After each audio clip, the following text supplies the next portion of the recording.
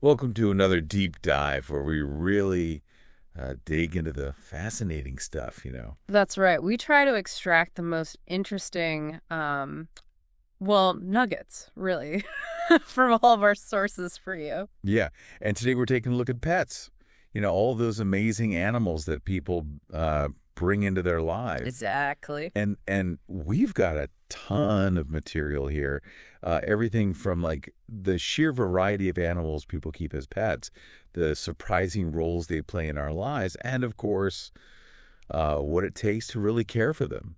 Mm-hmm. So our mission today is to go beyond just like the basics of, this is a dog, this is a cat, what do they eat? Right. And really try to uncover some interesting, useful insights. Absolutely. We've gathered like a really fantastic introduction to the topic, covering the most common types of pets, Yeah. and then how they benefit our well-being, which is a really interesting area. Oh, yeah. And then also looking at some of the practical aspects, like the actual care. Right. So you can really come away with a well-rounded, comprehensive understanding of pets. Perfect. I love that. Yeah. So whether you're someone thinking about bringing a pet into your home, or you're already, got your furry friend, or maybe you're just curious about this whole connection we have with other species. Yeah. This deep dive is for you. Absolutely. We're going beyond just like naming animals. Yeah. And really kind of getting into some of those surprising aspects of pet ownership and that bond that we form. So, okay, let's jump right in. Let's do it. Let's start with, I guess, the usual suspects. Yeah. The pets we see most often. Yeah.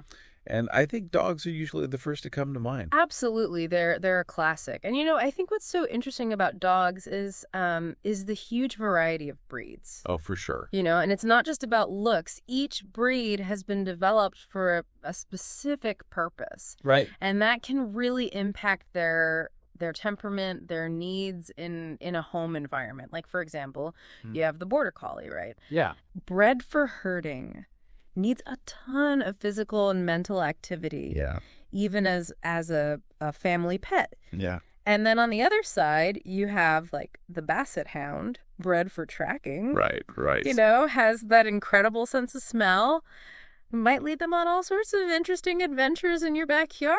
Right. Always following their nose. Yeah. Yeah. And it really is interesting. It's not just about picking a dog, based on how it looks. Exactly. It's really understanding those ingrained instincts, right? For sure. Because they can really determine, if it's going to be a good fit for your lifestyle. But regardless of the breed's history, our sources really emphasize that, all dogs at their core, they thrive on connection, on attention. Oh, for sure. They're pack animals, Mm-hmm. and they're so intelligent. Yeah. And it's amazing how readily they can be trained, which we see that translate into their roles as service animals, Absolutely. assisting people with so many different needs. Yeah. They're adaptable.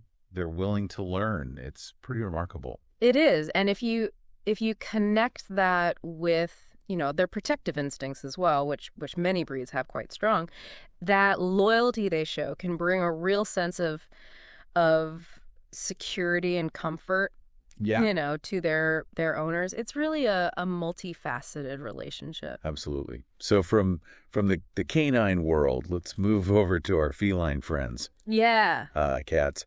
And, they offer a very different kind of dynamic, shall we say. I do. And the first thing that always comes up is their reputation for being more independent. Yeah. That's a very common perception, and in a lot of ways it's true. Yeah. They often suit people with busier lifestyles, Right. because they don't necessarily need the same level of constant supervision or outdoor exercise that many dog breeds do.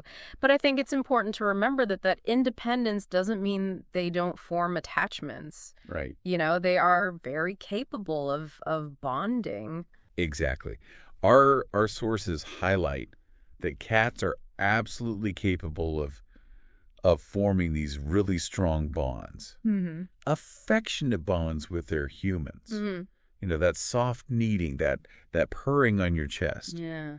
Those are not signs of an aloof animal. No, not at all. And just like dogs, they come with all sorts of personalities, right? Yeah. You get Yeah.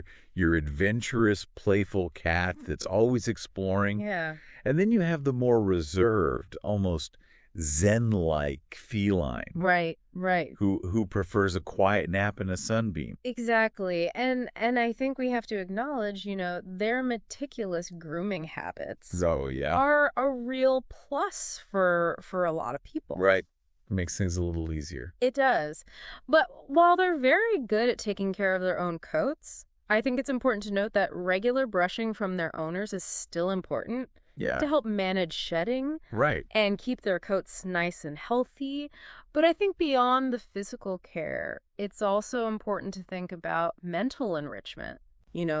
Puzzle feeders that tap into their hunting instincts. Yeah. Or vertical spaces. Right. Cat treats. Exactly. So they can climb. Yeah. Satisfy that urge to be up high and survey their domain. Yeah, their little kingdom. Okay, so let's shift our focus, I guess, upwards now. Yeah. To birds as pets. And I think a lot of people might be surprised by how intelligent, how engaging birds can be. I think that's one of the things that really surprised me as I was reading through the material is, the level of interaction you can achieve with certain species. Oh, yeah. Parrots, cockatiels, even budgies. Yeah. They can be incredibly communicative. Yeah. And many of them can actually learn to mimic sounds, speech, Right. which can create a really dynamic environment in a home. Parrots in particular are known for their social intelligence and the deep bonds they can form with their caregivers. Yeah, it's almost like having a chatty roommate. It really is. Yeah. Our source even mentions some instances where it seems like parrots are using words in context. Right. Which is remarkable. It really is. But they do require a lot of social interaction and mental stimulation, though, don't they? Absolutely. It's not just about putting them in a pretty cage. Right.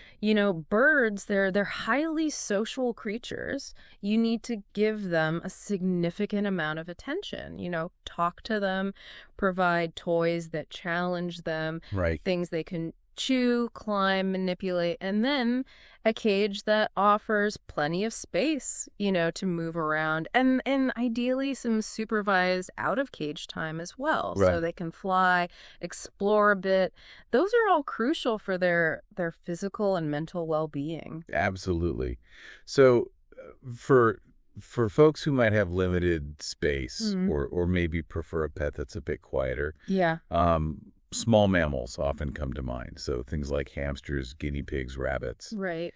And our source points out that, they generally do have those lower maintenance needs. Yeah, they can be great options for families with younger children or people living in smaller spaces, apartments, things like that. Right. And their basic care is pretty straightforward. Yeah. Providing a suitable cage with bedding, fresh food, water, pretty manageable. But it's really important to be aware of their social needs. Right. So, for example, guinea pigs. Yeah. Very social animals. Often thrive when kept in pairs. Right. So you wouldn't want to have just one guinea pig. Right. Even hamsters, which are often solitary, they still benefit from regular interaction with their owners. Right. You want to take them out, play with them. Yeah, definitely. And even though they might be smaller, they still need attention. Right. To their environment, their cage. Absolutely, yeah. Regular cage cleaning is essential. Yeah, for sure. And then also thinking about mental stimulation, exercise wheels for the hamster so they can burn off energy, tunnels, hideaways for the guinea pigs to explore, opportunities for rabbits to hop around in a safe space. All of those things are really important. Yeah. to prevent boredom, to make sure that they're living happy, healthy lives. Yeah, they're not just sitting in an empty cage all day. Right, exactly. All right, let's move on to something a little different. Okay. Reptiles. Yeah. And our source describes them as fascinating and unique, Yeah. and a good choice for those who are maybe looking for a less conventional pet. Yeah, they're definitely unique. I think what's really interesting about reptiles is the very specific and often delicate balance of their environmental needs. Right. You know, as cold-blooded creatures, they rely heavily on their external surroundings Yeah. to regulate their body temperature. So you need to really pay attention to the heating, the lighting Yeah. within their enclosures. And different species have very different requirements. Oh, yeah. So a turtle needs a habitat where it can swim and bask. Certain lizards need very specific levels of UVB radiation. Okay. So it really does require a lot of research and attention to detail. So it's definitely more observational, you know. Yeah. Our source kind of points that out. It is. You know, rather than the direct interactive companionship you might get with a dog or a cat. Right. It's really about understanding and replicating their natural environment. Yeah, you're bringing a little piece of their world into your home. Right, exactly. And it takes a lot of research. Absolutely. You know, before you even think about bringing a reptile home, Yeah. you need to really understand what they need to thrive. Yeah, absolutely. And then finally, we come to fish. Yeah. Often thought of as the ultimate low maintenance pet. Right. You know, our source even talks about the sense of calm they can bring. Yeah, they can definitely create a very tranquil atmosphere. Yeah. But I think it's important to note that while they might not need walks or playtime like, you know, a dog or a cat. Yeah. Our source really stresses that maintaining the right water conditions is absolutely essential for their survival. You know, proper filtration, consistent temperature, a balanced ecosystem. Right. Those are all non-negotiable. And there's a pretty big difference between, you know, freshwater and saltwater. Yeah, generally speaking, freshwater aquariums are considered to be more beginner-friendly. Okay. Saltwater setups can get quite complex, Okay. but regardless of which you choose, Mm-hmm. you know, regular maintenance is essential. Right. Providing the right food for your specific fish species. You know, it's all about their well-being. Yeah. And even though they, you know, might not be cuddly, Yeah. they do offer this really interesting connection to the natural world. Right there in your home. Yeah. So clearly the world of pets is incredibly diverse. Oh, for sure. But let's shift gears a little bit and talk about, you know, why these creatures hold such a special place in our lives. Why are they so important to us? And one of the things that our source really emphasizes is the benefit to our mental well-being. Absolutely. You know, and this is where it gets really fascinating. This connection we form with pets can be incredibly therapeutic. Yeah. You know, our source even mentions how simply stroking an animal can trigger the release of oxytocin in our brains, which is the hormone associated with bonding and well-being. Yeah. Yeah. And at the same time, it actually lowers cortisol, the stress hormone. Right. So it's a pretty powerful physiological response. Yeah, just petting an animal really has that effect on our body chemistry. Yeah, which is pretty amazing. And for people who live alone or who maybe feel isolated, our source points out that pets can be this absolutely vital source of support. Absolutely. Yeah. You know, and companionship, it can really help to mitigate feelings of loneliness. Right. You know, that constant presence, that feeling of being needed. Yeah. Loved unconditionally can be incredibly comforting, especially during those tougher times in life. Right. You know, whether it's the the quiet companionship of a cat curled up next to you, or the enthusiastic greeting of a dog when you walk in the door. Right. They just offer this consistent source of emotional support. Yeah, and our source even touched on how that that responsibility of caring for a pet can be a real anchor for people who are struggling with depression. That's a really important point. The need to get up, feed them, take care of their basic needs can provide some structure to the day Mm-hmm. and help to break those patterns of inactivity that often accompany depression. So it's a small but really meaningful way that pets can contribute to our resilience. Yeah. So beyond the mental health benefits, our source goes into some of the surprising physical health benefits as well. Right. And we often hear about dog ownership in particular Right. being a real motivator for a more active lifestyle. Yeah. And the research really backs that up. There's a direct correlation between dog ownership and increased physical activity. Yeah. And of course, the regular walks, the playtime that dogs need Yeah. naturally leads to their owners being more active, which of course has a positive impact on cardiovascular health.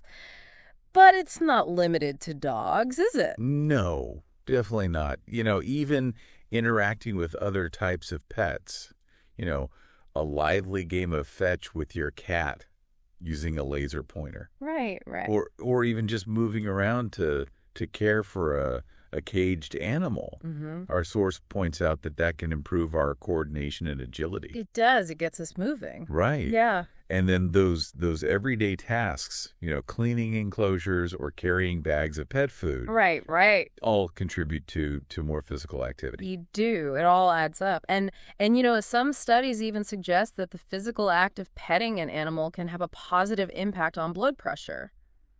So, all these things, they might seem small, but they really can contribute to better physical well-being. Yeah, those little things add up. Now let's look at the social side of things. Okay. Because our source talks about how pets can actually be these catalysts for enhancing our social connections. Absolutely. And I know, just from my own experience, having a dog can instantly make you more approachable to strangers. It's true. I think dog parks are a great example of this. They become these natural social hubs. Yeah. Where owners can connect over their shared love of dogs, but even just, walking your dog in the neighborhood Right. can spark conversations. Yeah. Opportunities to meet other pet enthusiasts. Yeah. And our source really emphasizes how, people with pets, particularly dogs, are often perceived as more friendly and open. Right. Like it's an instant common ground. Yeah. Something to start a conversation. Absolutely. And our source also talks about the benefits for families. Noting how children who grew up with pets often develop stronger social skills and a greater sense of empathy. Yeah. That makes sense. Caring for a pet really teaches them valuable lessons. Right. About responsibility, about communication, about understanding the needs of another living being. Right. It can also foster compassion and even boost their self-confidence as they take on those caregiving roles. Yeah. And that brings us to responsibility, which our source really highlights as a crucial life skill that's learned through caring for a pet. It really is. The daily routines, the feeding, the providing water, even participating in grooming really helps to instill a sense of empathy, patience, and time management. Right. It's much more tangible than just being told to be responsible. Right. They learn by doing. Yeah, exactly. And then finally, our source discusses how pets can boost our emotional resilience. Mm-hmm. Help us navigate those inevitable challenges that life throws our way. Yeah, and this is where that unconditional love and unwavering support really shines. Yeah. Pets can be an incredible source of comfort during times of stress, loss, illness. Right. Their presence can offer a sense of stability. Yeah. And as we talked about before, that physical contact the petting, Yeah. can have a genuinely calming effect, Mm-hmm. can help to reduce feelings of anxiety. Yeah, it's like this constant non-judgmental support system. It is. Our source even points out that that bond can provide a sense of purpose, of stability, Mm-hmm. help us cope with difficult emotions, Yeah. navigate those tough times with this loyal companion by our side. Right. So, okay, we've covered, this huge diversity of Right. pets and all the incredible benefits they bring. But now let's get practical. Okay. How do we actually make sure that we're taking good care of them? Yeah. And our source really breaks down these essential aspects, starting with nutrition. And proper nutrition really is the foundation for any pet's overall health and well-being. It is. And each species has its own specific dietary requirements. Right. So for dogs and cats, a high-quality, commercially prepared pet food is generally recommended because it's formulated to provide all those balanced nutrients they need Right. based on their life stage and their activity level. Yeah. But it is important to be a mindful consumer Yeah. and to read those ingredient labels. Yeah, for sure. To see what's actually in the food. Right. And to avoid, foods with a lot of fillers or artificial additives. Right. Now, when we look at other pets, like birds, Yeah. their diets can be quite varied. Yeah. A lot more variety there. Right. Mix of seeds, specially formulated pellets, fresh fruits and vegetables. Yeah. And I think it's important to note that you wouldn't want to just rely on seeds. Right. For many bird species because they don't provide a complete nutritional profile. Right. So supplementing with fresh produce is often necessary, to make sure they're getting all those vitamins and minerals. Yeah. And then for small mammals like guinea pigs, Mm-hmm. a diet rich in hay, fresh Yeah. greens, and then specialized pellets Yeah. is crucial. And one thing that's really important to remember is their need for vitamin C, Right. which often needs to be supplemented. Yeah, they can't produce it on their own. Right. And then when we get to reptiles and fish, Yeah. again, their needs are very specific to the species. Very specific. Right. Everything from live or frozen insects to, carefully selected greens, Mm-hmm.